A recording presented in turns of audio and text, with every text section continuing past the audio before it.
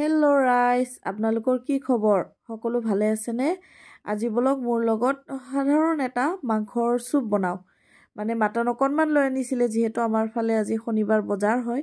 তাকে মায়ে কৈছে অকণমান চুপ টাইপৰ বনাবি, গাটো অলপ জ্বৰ লাগি আছে। মাৰ মানে এইকেইদিন গাটো অকণমান বেয়া, তাতে আকৌ প্ৰেছাৰটো বাঢ়ি গৈছে। তথাপি বোলে মাটনৰ চুপটো খাব হেনো। মাংসটো নাখায় বাৰু, মাত্ৰ চুপটো খাব।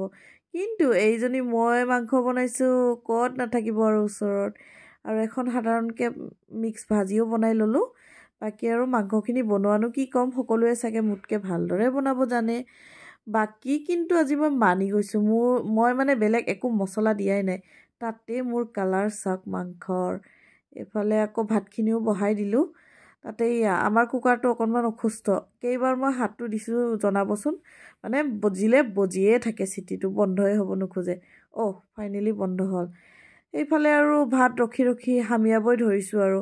বাকীখিনি হ'ল, ভাতখিনি হোৱা নাই। ভোকো লাগিছে, দিনটো ইফালে অহা যোৱা কৰি আছোঁ।